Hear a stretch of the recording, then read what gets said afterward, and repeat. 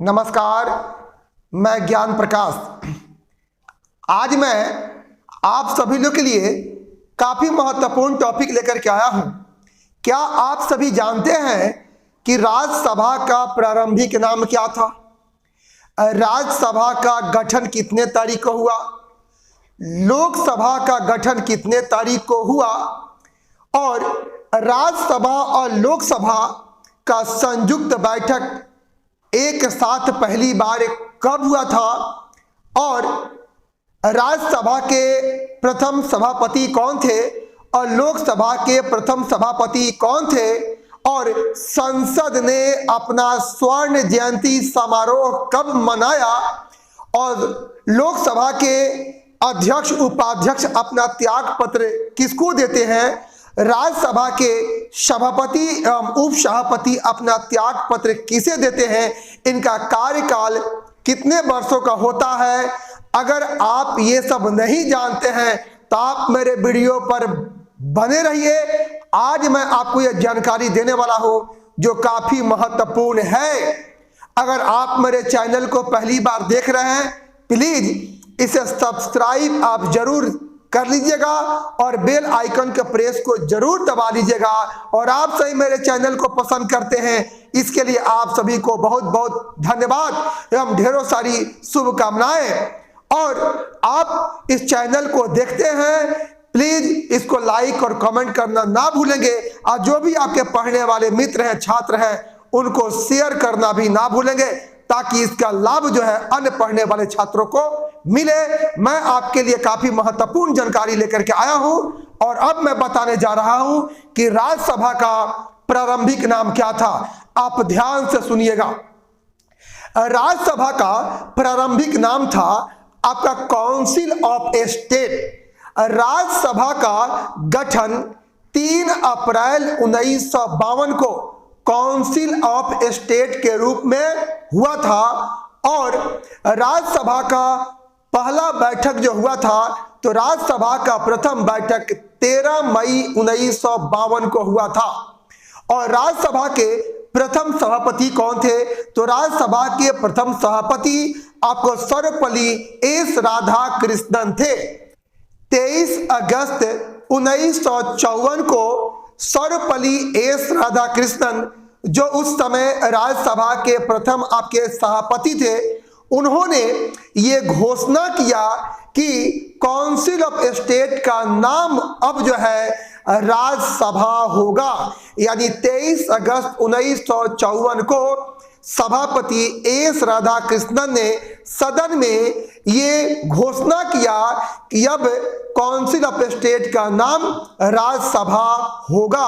और उस दिन से 23 अगस्त 1954 से आपके काउंसिल ऑफ स्टेट का नाम राज्यसभा हो गया, जो आपके देश का ऊपरी सदन है और उच्च क्या है जी?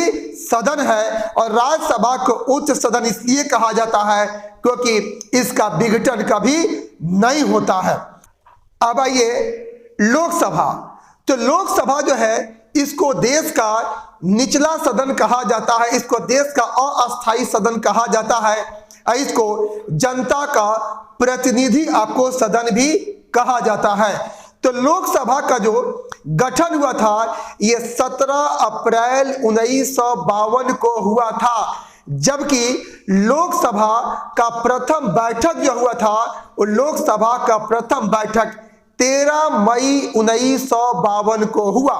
यानी राज्यसभा एवं लोकसभा का एक साथ संयुक्त बैठक ये 13 मई 1952 को हुआ।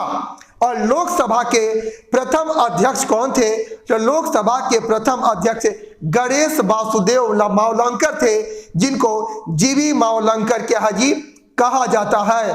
और 13 मई 2002 को हमारे भारतीय संसद ने अपना स्वर्ण जयंती समारोह जो है मनाया। ये काफी महत्वपूर्ण जानकारी है, आपको भी सुन करके रोमांच पैदा हो रहा होगा। ये अब आइए मैं जो आपको बताने जा रहा हूं, तो ये लोकसभा के जो सदस्यों का जो कार्यकाल होता है, ये लोकसभा के सदस्यों का कार्यकाल ये 5 वर्ष होता है और राज्यसभा के सदस्य का कार्यकाल जो होता है ये 6 वर्ष होता है। और लोकसभा के जो होते हैं आपके 2 पदाधिकारी होते हैं, एक अध्यक्ष होता है, एक उपाध्यक्ष होता है। और राज्यसभा के भी आपके 2 पदाधिकारी होते हैं, एक होते हैं सभापति होते हैं और दूसरा जो होता है उप आपके सभापति के हाजिर होते हैं। और राज्यसभा के जो अध्यक्ष और उपाध्यक्ष होते हैं, लोकसभा के जो अध्यक्ष और उपाध्यक्ष होते हैं ये दोनों लोकसभा के मेंबर होते हैं। जबकि राज्यसभा के जो 2 पदाधिकारी होते हैं, सभापति और उपसभापति, तो राज्यसभा के जो सभापति होते हैं वे उपराष्ट्रपति होते हैं। यानी जो भी देश का उपराष्ट्रपति होता है वो राज्यसभा का पद देना सभापति होता है। तो ये राज्यसभा के जो सभापति होते हैं उनका जो कार्यकाल होता है ये 5 वर्ष होता है, जबकि राज्यसभा के जो उप सभापति होते हैं उनका कार्यकाल जो होता है ये आपको 6 वर्ष होता है। क्योंकि राज्यसभा के जो उप सभापति होते हैं वे उपराष्ट्रपति होते हैं, वे राज्यसभा के सदस्य नहीं होते हैं, इसलिए उपराष्ट्रपति का कार्यकाल जो होता है ये 5 वर्ष होता है। और राज्यसभा के जो उपाध्यक्ष होते हैं वे राज्यसभा के मेंबर होते हैं, इसलिए उनका कार्यकाल जो होता है ये आपको 6 वर्ष होता है। और लोकसभा के जो अध्यक्ष और उपाध्यक्ष होते हैं ये दोनों आपके लोकसभा के मेंबर होते हैं, इसलिए इनका कार्यकाल जो होता है ये 5 वर्ष होता है। और लोकसभा का जो अध्यक्ष होता है वे अपना त्याग पत्र जो है लोकसभा उपाध्यक्ष को सौंपता है, जबकि लोकसभा का जो उपाध्यक्ष होता है अपना त्याग पत्र लोकसभा अध्यक्ष को सौंपता है। और राज्यसभा के जो सभापति यानी उपराष्ट्रपति होते हैं ये अपना त्याग पत्र जो होते हैं राष्ट्रपति को सौंपते हैं, जबकि राज्यसभा के जो उप सभापति होते हैं ये अपना त्याग पत्र जो होता है आपके सभापति को सौंपते हैं। ये हुआ राज्यसभा और लोकसभा के गठन और उनके पदाधिकारियों के संबंध में महत्वपूर्ण आपकी जानकारी।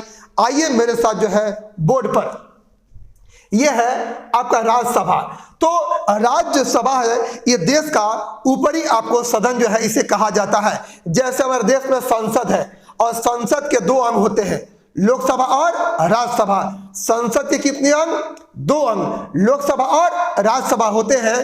तो लोकसभा देश का अस्थायी सदन होता है, उसको निचला सदन भी कहा जाता है, जबकि राज्यसभा जो होता है उसके देश का अस्थायी आपको सदन होता है।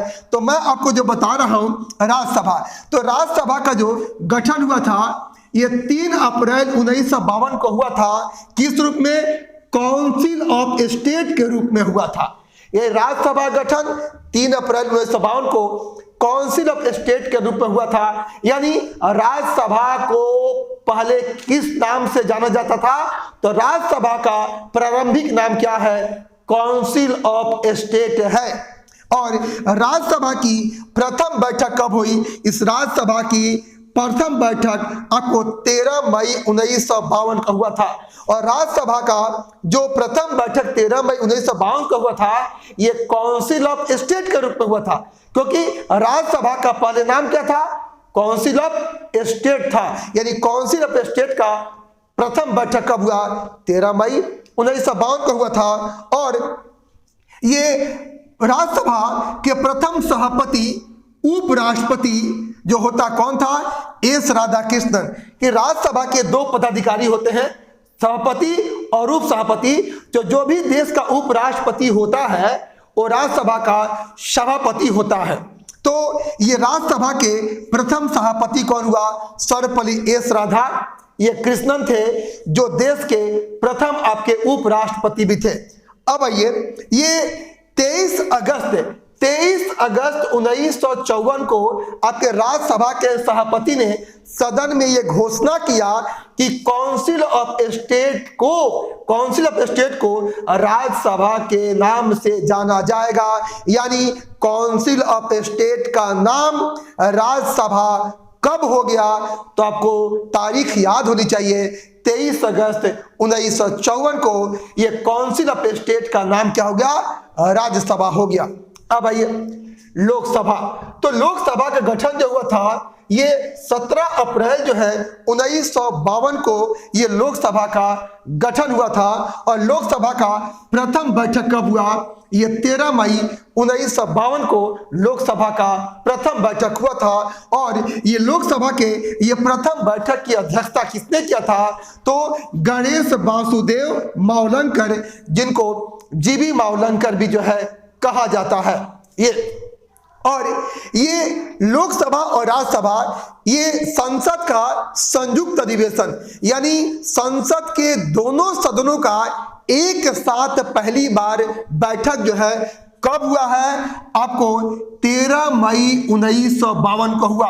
काफी महत्वपूर्ण है, आप यहां से नोट कर सकते हैं कि संसद के दोनों सदनों का पहली बार एक साथ संयुक्त बैठक कब हुआ? ये 13 मई 1952 को हुआ था। और 13 मई 2002 को ये भारतीय संसद ने आपके स्वर्ण जयंती जो है समारोह जो है आपको मनाया था। ये काफी महत्वपूर्ण जानकारी है।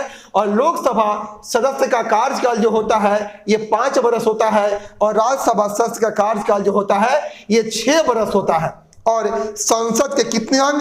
2 अंग, आपके लोकसभा और राज्यसभा। ये आपके लोकसभा और राज्यसभा के गठन से संबंधित महत्वपूर्ण क्या है जी? जानकारियां हैं।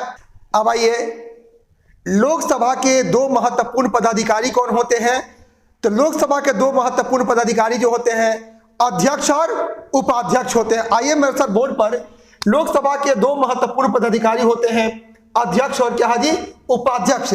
और देखिए ये लोकसभा के जो अध्यक्ष और उपाध्यक्ष होते हैं ये दोनों का जो चुनाव होता है ये दोनों लोकसभा के मेंबर होते हैं, ये दोनों लोकसभा के सदस्य होते हैं। ये लोकसभा सदस्यों में से ही लोकसभा के अध्यक्ष और उपाध्यक्ष का चुनाव होता है।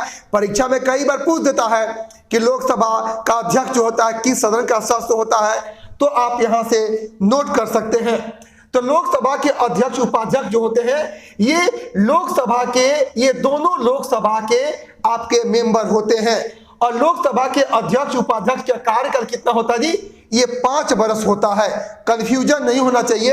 और ये लोकसभा का जो अध्यक्ष होता है ये अपना त्याग पत्र जो है उपाध्यक्ष को अपना देता है, और लोकसभा का जो उपाध्यक्ष होता है ये अपना त्याग पत्र जो होता है ये अध्यक्ष को सौंपता है।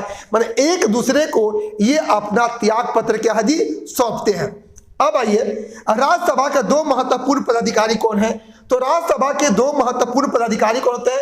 एक सभापति होता है और दूसरा उप सभापति होता है। देखिए यहां बहुत कंफ्यूजन होता है, उस कंफ्यूजन को मैं दूर कर रहा हूं। जो राज्यसभा के सभापति होगा ये उपराष्ट्रपति होता है, यानी जो भी देश का उपराष्ट्रपति होगा वही राज्यसभा का सभापति होता है। और ये राज्यसभा के सभापति का जो कार्यकाल होगा ये 5 वर्ष होता है, जबकि ये राज्यसभा के जो उप सभापति होते हैं इनका कार्यकाल 6 वर्ष होता है। देखिए यही बहुत कंफ्यूजन होता है, ध्यान दीजिएगा। राज्यसभा के सभापति कौन होता है? उपराष्ट्रपति। और उपराष्ट्रपति का कार्यकाल कितना होता है? ये 5 वर्ष होता है। और ये उप सभापति जो होता है ये राज्यसभा के मेंबर नहीं होता है। आपको पता होना चाहिए कि राष्ट्रपति और उपराष्ट्रपति का दोनों का निर्वाचन होता है। अब आइए ये उप जो सभापति है इसका कार्यकाल कितना हुआ? 6 वर्ष होता है, क्योंकि उप सभापति जो होता है ये राज्यसभा के मेंबर होता है। राज्यसभा के सदस्यों में से ही उप सभापति का चुनाव होता है। ये राज्यसभा का जो सभापति उपराष्ट्रपति होता है ये अपना त्याग पत्र किसे देगा? ये अपना त्याग पत्र ये राष्ट्रपति को देता है।